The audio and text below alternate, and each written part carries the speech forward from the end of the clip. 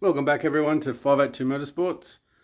I thought we'll go. I've pulled all the stuff off the shelves, emptied the boxes for the rebuild of the R1. I've kind of started sorting it anyway, it's already. But we'll go through, I'll run through some of the stuff that we've got, some of the stuff that I've had, a little bit more in-depth look on the bike. So let's have a look. Okay, so we'll start up here in the corner. These are the cams, Piper cams out of England.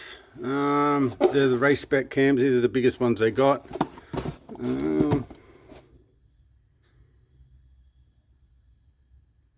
Yeah, not too much information on them, but yeah, if anyone wants to have a look, go to Piper cams, and the grind is a PY3C. I think they're from memory, they're the biggest ones they made. We got some more rods, Pure Performance Motorsport rods out of down in Victoria. So we got some H-beam rods, yeah, tiny little things, but nice little H-beam rod. So they're all ready to go. Buying them or buying standard rods was much the same price, even with my discount working for a Yamaha place. So better to go for the bigger rods. So Wiseco pistons, that's the part number. So 13:1. The head's been decked a little bit already, so it should be a little bit higher than that. Once we get it together and we start doing piston to valve clearance stuff, we can work out if we can do it anymore. We can grunt some more. Piston rings, these are the pistons out of the bike when it blew up. So we'll get rid of these rods and we'll reuse these pistons. They're like brand new anyway. So they'll go back in just with new pistons. We won't be reusing that rod. So pistons there. This is what's left of when the rod failed. So that's all I got out of the motor. There is a bit of the big end floating around here somewhere. I did find it when I was organising stuff, but I have put it somewhere and lost it. So this is the gearbox, all ready to go. It's been undercut a long time ago, so that's all ready to go. I'll just replace the bearings on it. Brand new Yamaha crank, sorry about the light. So that's been actually sitting for about 12 years, so it's still good, hasn't rusted, anything like that. So good Yamaha crank. Block, top end, top half. So it's got APE studs, cylinder head studs, and they're Hayabusa main studs. So I do have to make some custom washers because the shank length is a little bit too long. So cylinder head, this has all been redone many years ago. It's got standard cams in it at the moment, but it will come out. The Piper cams will go in, possibly get the head shaved on it, get a bit more compression in it. Bottom half, nothing too special about this, not much you can do to them. So it's just sitting there ready to go. Box of Yamaha parts that I've had sitting for 12 years. Oil pump, cam chain, bearings, O-rings, head gasket, more bearings. So it's been sitting there. Box of stuff. I haven't gone through this yet. Part of an old gearbox, old clutch plates. Now this is, you do have an R1. This is a very good upgrade for the clutch. You get rid of the old diaphragm clutch in there and you go back to a 6-spring setup. Now it comes from Barnett with 2 lots of springs, a hard and a soft spring. So I put the stiffer springs in there, especially for drag racing. for a better clutch. So bits and pieces in there that I'll have to get through. So I was saying I've already started going through the boxes. I've kind of organised them into parts, kind of engine parts, that's gearbox stuff, even though the radiator's in there, electrical, fuel system, and then just other bits and pieces. A lot of stuff here on the floor. I actually found, I do remember I did buy a spare motor at one point from a Wreckers. So I've got 2 clutch baskets there, 2 winners. You can't buy these anymore. You can't buy them brand new. But so I've got 2 there. I have filed the fingers down over the years, but what happens once they get too big, they work, but the clutch plates rattle. But it's not a huge drama, they just get a little bit noisy. Now this is the Sidewinder from Brock's. They don't make this anymore. I think I actually got one of the last ones. They weren't a huge seller. So, but it is a very nice piece, all stainless. You can see the hole.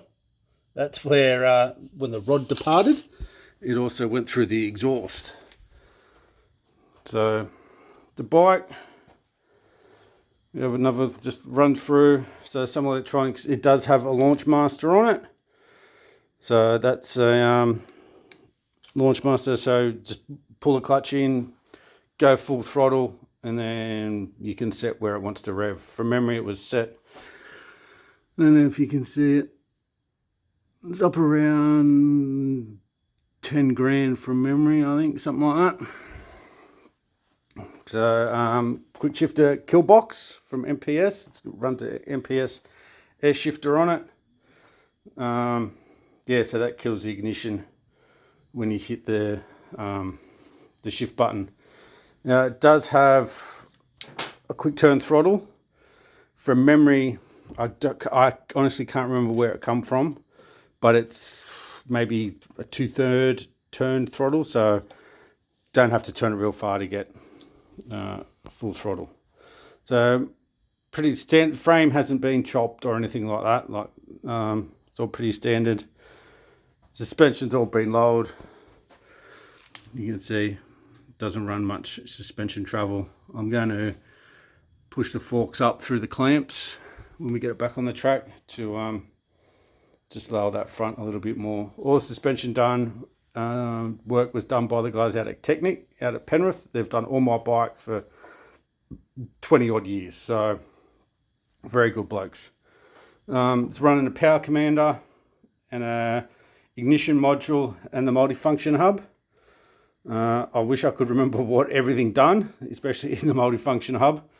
Like I was saying, it's been a long time since I've been on it. So yeah, as I was saying, it's got swing arm extensions in it, but they are welded in and they are braced, so they're not removable anymore.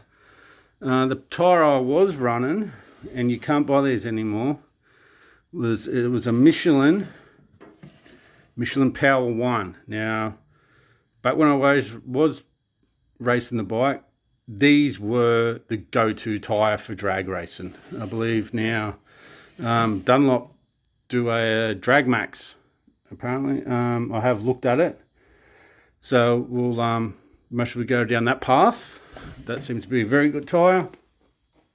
So I've heard out of America. Yeah, so this was just the parts box that I used to take to the race: sprockets, hoses, an R1 actual cluster, so if I could plug in if it did have any kind of issues, so I can get the fault codes come up. These are the throttle bodies. So standard throttle body. These are the length of the velocity stack. If anyone does want the length, I'm happy to share. These were made by Zach at Explosive Racing when he was going, and he started long and chopped them down till we found the right length. It doesn't run an airbox. Turbo Smart, fuel pressure gauge. So all this will be all rebuilt. Everything's going to be rebuilt. Everything I can get my hands on. I'm sure they do a rebuild kit, the diaphragm rubber in there. This is all just electronics. So it does, I was running a O2 sensor, just one in there. That was the dash I made. So that's the little dyno jet screen. Water temp, oil pressure, fuel pressure. I did have another gauge in there. I honestly can't remember what it was. I don't know, maybe oil temp, I think, but yeah, so just a lot of, this is another gearbox in there that I had. Actually tried to fit an 04 R1 gearbox in the 03. I actually got it in and it would have worked, except the it's just shift stuff in there, shift forks. The spacing of the two gear sets was too far apart, and the gear lash was too big in between the gears, so I couldn't run that, but it was worth a shot. Yeah, that's just other bits and pieces. So yeah, it's all kind of underway. I did dig out, I did find Deechworks fuel pump. That's the number. It's out of a Subaru STI, so plenty of fuel pressure. So, and things like 265 litres an hour. So that went in a long time ago because I just want to make sure I had enough fuel pressure. But yeah, so I'll get a new one of those. Get it all up to scratch. I have kind of started organising myself. So we'll just flip the camera around. So there's my little wash bay. These are all containers, bolts. So I've got to go through and wash every other bolt that I've just dug out of these containers. And then, so once everything's washed and cleaned, it'll go here on this with another sheet over the top of it, so stuff doesn't rust, because I am close to the coast here. So anything clean metal does start to rust. So just spare, sorry it's so dark, spare fuel pumps, a little bit of wiring, just bits and pieces. I'm just trying to organise myself. Rear end, tail, fuel tank. So everything will get cleaned and put away, and then I can go for it. So yeah, not a super long video today. It's actually Sunday morning here. Yeah, so I'm just going to clean everything, then start assembling it, because I hate trying to dig around and clean things as you go, because it just takes everything along. So I'm going to have everything cleaned, ready to go, and then as soon as that's all ready, I can start building this motor and getting it back on the track. So thanks everyone for watching. Like and subscribe. Any questions, feel free to leave comments. I'm an open book when I build stuff. I know a lot of guys don't want to tell people what's in their bike or what's in their motor or their little special secrets. I'm happy to help anyone, especially if it's an 02, 03 R1. Happy to help you guys out. If you need to know anything, just ask away. Thanks guys. Take it easy.